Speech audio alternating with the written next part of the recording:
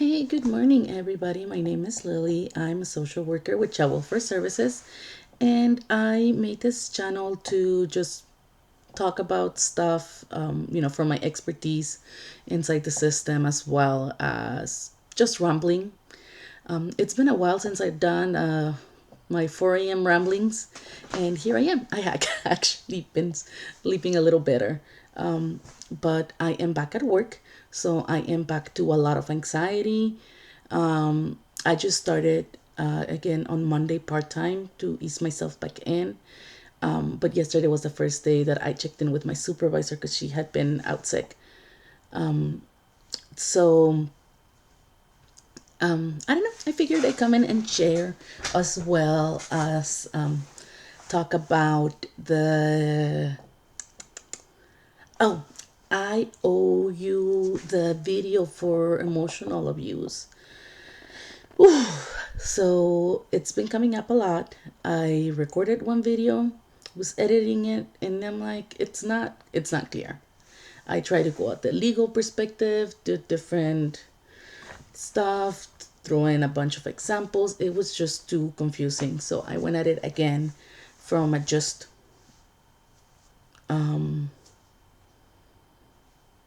a more simplified, not explaining the whole legal perspective, but using it. And, this is where we would decide this under this legal codes. Look it up if you want to. And this is what we would do under this other ones. And look it up if you want to, instead of explaining the whole spectrum, right? And limit the examples. But still felt like very dry and boring. So I figured I need to re-record it again. And then right the day after Christmas, totally lost my voice. It hurt to talk. It was worse than it is now. So it took me a while to get my voice back. And then I felt like I got my voice. Like I was in my therapy. We're talking about what are the things, like what are you leaving behind in 2021, and we did an exercise about, like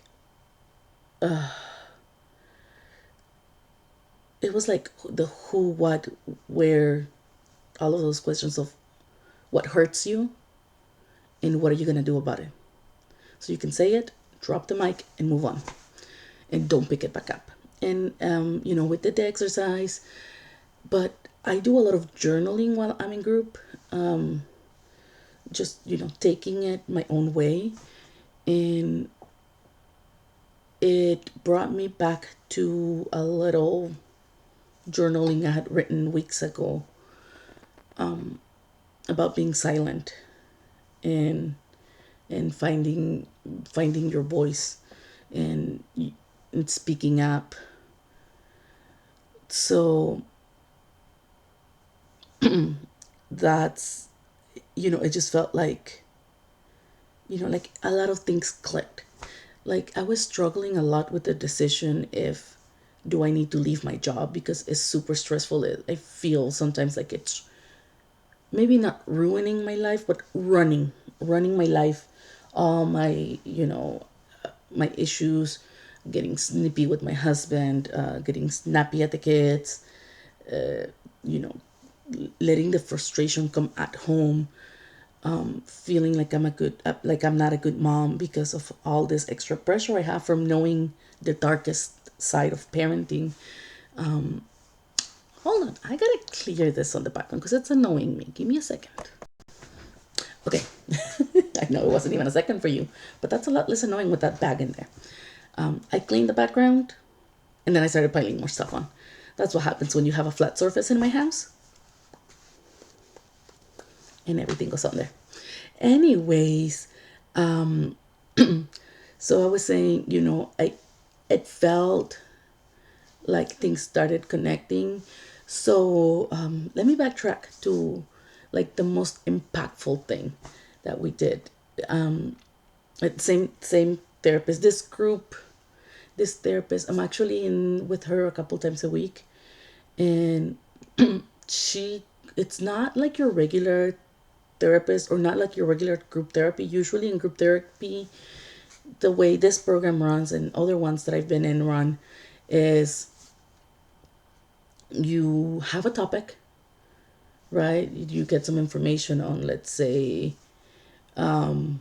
coping with negative thoughts and things you can do when you're feeling low, like distracting yourself. If you're feeling sad, watch a happy movie. Different techniques, right? Talk about changing your behavior so that your emotions feel better, or changing your thinking so that your behavior and emotions follow. So it's different perspectives. But the way she works is more like she doesn't give us handouts. It's like, this is what the universe is telling me to do with you today. And in her own way, we do cover the skills, but it's not a here's a handout, read it. It's she gets at the root of your problems. She gets you to look deep inside you, and we share with each other and we help each other. So hold on, I'm trying to adjust my camera. It's too high. It's because I keep moving too. I come closer and farther, and then I don't notice. Give me a second. I don't want my throat to give up on me again. I'm seeing all of these notifications pop up for random emails. So T-Mobile.org, new American funding partner. Michael's, of course, because I get Michael's emails daily. It's one of those like where I don't get good coupons on the mail anymore, but I want to keep getting them because I don't want to miss a good sale, even though I don't really go. But one day, maybe there's a good one. Okay, so what I was saying, excuse me. I'm gonna try not to edit any of this out because I want you to see, what's a real conversation like. Especially because this is a 4 a.m. rumblings. By the time I'm finished, it's definitely not gonna be 4 a.m. You're not gonna watch it at 4 a.m. But this is the whole point. So, I guess she describes herself as a depth analyst, and that's like a subset of therapists, I would say. I'm not exactly sure how to explain it, but the whole point is you're looking deep within yourself. And this activity, so I guess the group is supposed to be DBT, that's dialectical behavioral therapy. And this is a type of therapy that it gets you to change your behavior, not think about where the emotions come from, not not change your thinking, not go to your childhood trauma. Just change your emotion, just change your behavior now, and other things will follow. This is what they teach you mostly when you're like bipolar, suicidal, not bipolar, borderline,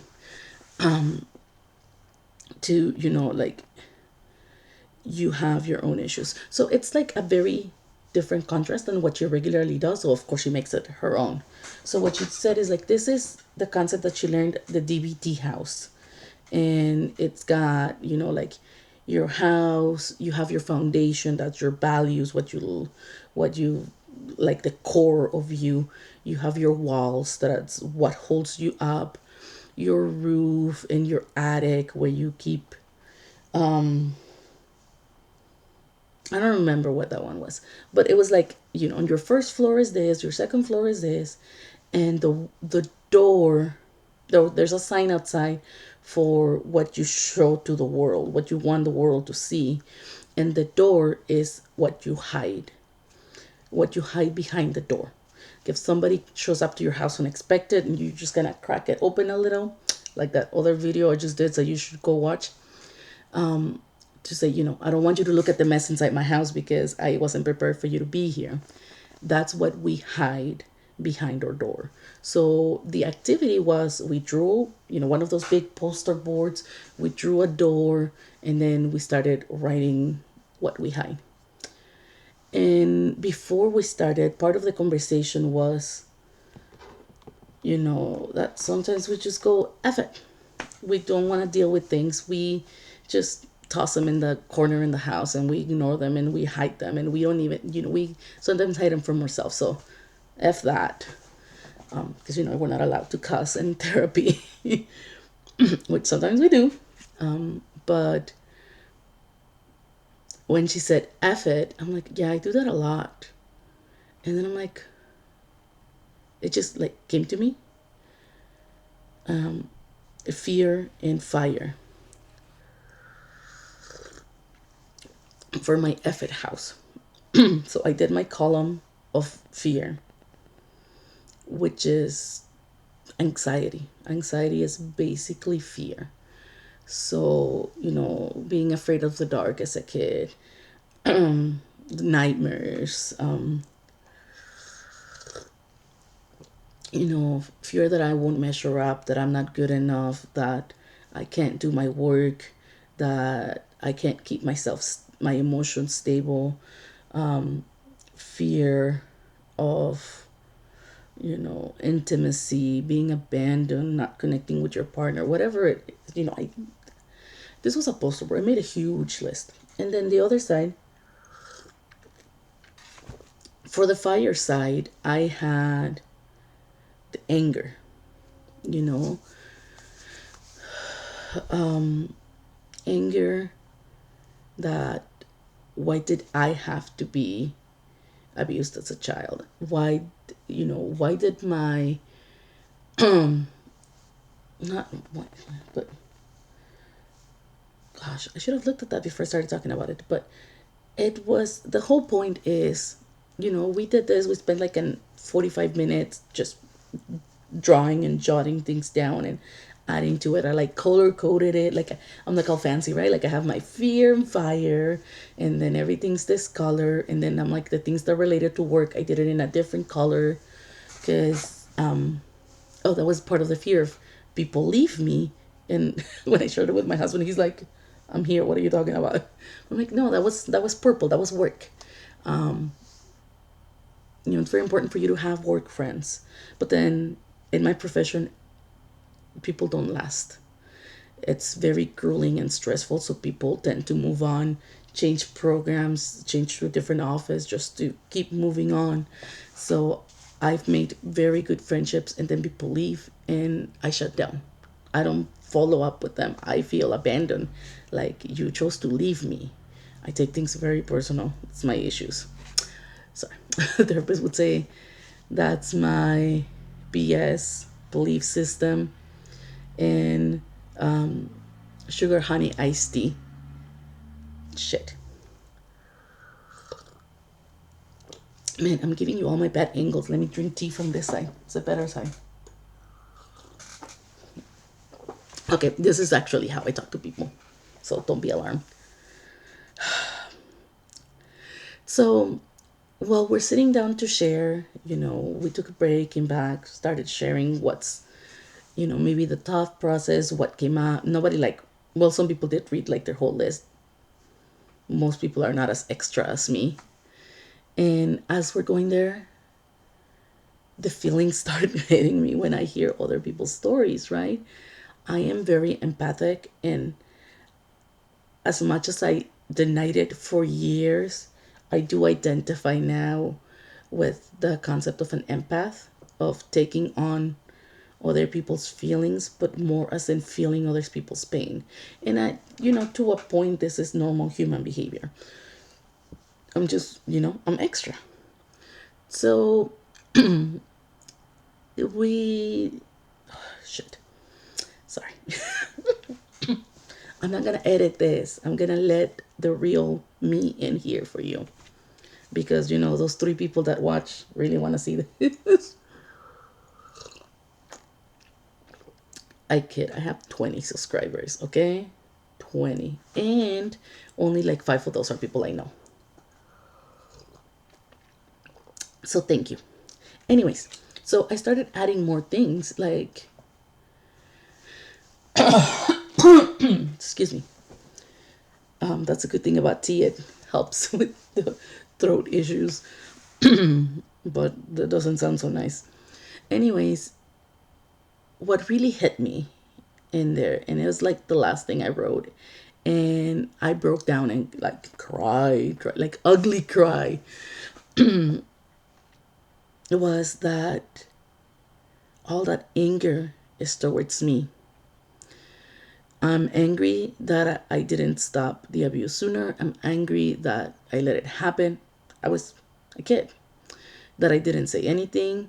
But like the main thing that came out of that, once I like went through all of that, that it's not the trauma, it's not the abuse that was sticking with me per se. The comment I made is like, yeah, trauma is like you're getting stabbed, right? Like it's not the stab that's the problem, it's not the hole, it's the fact that you're bleeding. It's everything that comes after that, the trauma, whatever it is, whatever, a bad breakup, and, a loss, grief, if you're physically abused, emotionally abused, sexually abused, whatever trauma you have. For me, the main issue was the negative towards myself, that I was angry at myself, that I forgave the person that abused me, but I never forgave me. I kept holding on to all that anger, that I should have done things differently. And giving myself permission to say, you were a child. You had no way to express yourself at that point. The fact that you did eventually speak up and stop, it doesn't mean that you should have done it sooner. It doesn't mean that I should have been ready to do it sooner. And I can maybe get into that whole story at another time. I do tend to overshare, but basically, what this journey has taught me. I never really addressed my childhood abuse before because I'm over it. I'm a grown woman. I'm not making like all these horrible decisions. I don't do drugs. I don't drink. I mean, I have a margarita here and there, but I didn't feel like it affected me, especially when I lost my daughter. The pain, it made the rest feel insignificant, because again, the trauma itself, it doesn't go away, but it didn't feel like it impacted me, because that wasn't the issue. The issue was like the what came from it was all the negativity towards myself.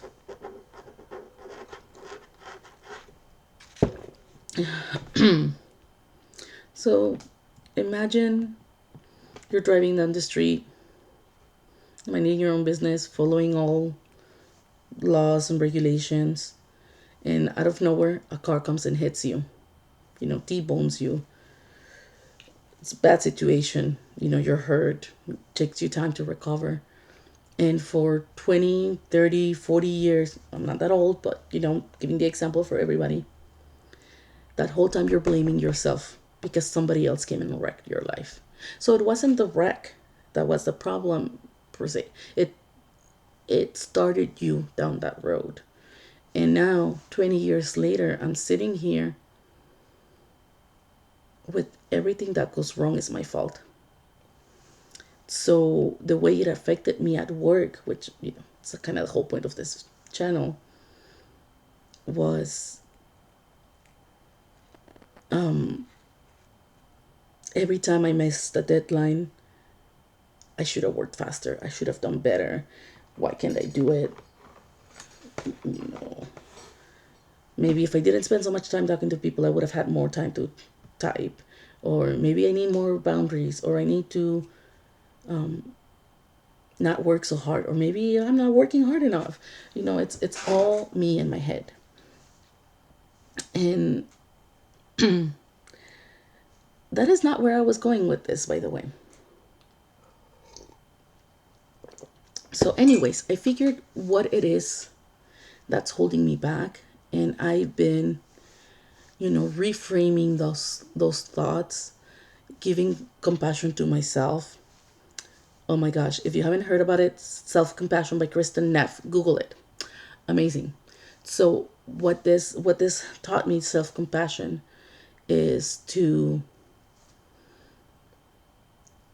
not judge myself per se. Like, so it's first you like identify what, one thing, you get like what your the issue is, that it's, you know I'm trying to think, like, I do it so automatically I don't think of the concept anymore. Give warmth and caring to yourself instead of criticism. And like, for example, with this issue with the trauma and my negative self-talk, that I was a child, I did not have the skills. It does not make things go away, it does not make it disappear, but my feelings about this are normal, because a lot of people go through this. Not everyone might handle it the same way, but we're all human. We all have this type of situation happen, or handle different situations in this type of way. And it's okay.